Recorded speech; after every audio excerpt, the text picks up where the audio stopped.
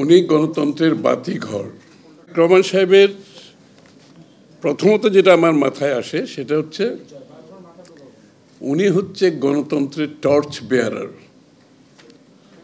Very important. উনি গণতন্ত্রের বাতিঘর।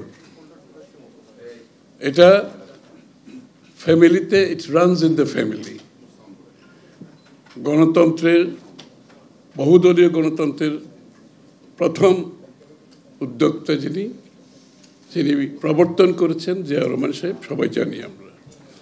এরপরে গণতন্ত্রের জন্য এককভাবে শুরু থেকে শেষ পর্যন্ত দীর্ঘ লড়াই করেছেন জনাব বেগম খালেদা জিয়া।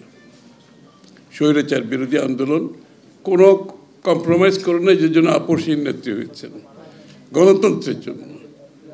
তার পরবর্তীতে গত 15, 16, 17 বছর বেগম খালেদা জিয়া, তার পরবর্তীতে জনাব তারেক রহমান সেই গণতন্ত্র রক্ষার দায়িত্ব পালন করছেন। All time Roma. Taste it, love it. এই মুহূর্তে বাংলাদেশের যত নেতা আছে, যত নেতৃত্ব যারা দিচ্ছেন, তার মধ্যে আমাকে বলতে হবে পরিষ্কারভাবে, he is the torch bearer of democracy. এবং কোনো রকমের বেগম খালেদা জিয়া যেভাবে কোনো রকমের কম্প্রোমাইজ করেন নাই, তারেক রহমানও কোনো ধরনের কম্প্রোমাইজ না করে গণতন্ত্রের সংগ্রাম চালিয়ে স্বৈরাচারকে বিতাড়িত করা হয়েছে। সেখানেই শেষ নয়, এখনও সত্যিকার অর্থে গণতন্ত্রকে প্রাতিষ্ঠানিক রূপ দেওয়ার জন্য যে পদক্ষেপগুলো নেওয়া দরকার, তারেক রহমান সাহেব পাবলিক ডোমেইনে, প্রাইভেটলি দলের মধ্যে যারা কাজ করছে, নিশ্চিত করছেন যে গণতন্ত্রকে প্রাতিষ্ঠানিক রূপের মাধ্যমে আগামীর বাংলাদেশ গড়া সম্ভব। সেই ক্ষেত্রে যে সংস্কারের কথা বলা হচ্ছে, যারা সংস্কারের জন্য এখন অতি উৎসাহী হয়ে উঠছেন,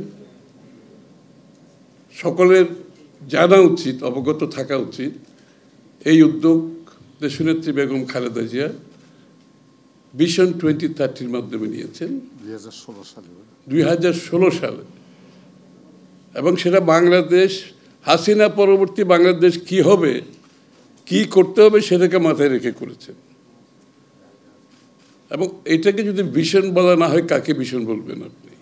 হাসিনা পরবর্তী কি হবে বাংলাদেশ, কি দরকার হবে, ওইখানে বলা আছে। পরবর্তীতে তারেক রহমান সাহেব 27 দফা সংস্কার প্রস্তাব উনি পেশ করেছেন, সেটা বিএনপির পক্ষ থেকে। এই 27 দফাতে মূলত বাংলাদেশ, আবার হাসিনা পরবর্তী বাংলাদেশ কোথায় যাবে, সেই রূপরেখা পরিষ্কারভাবে দেওয়া হচ্ছে। সব কিছু এর মধ্যে ইনক্লুডেড আছে।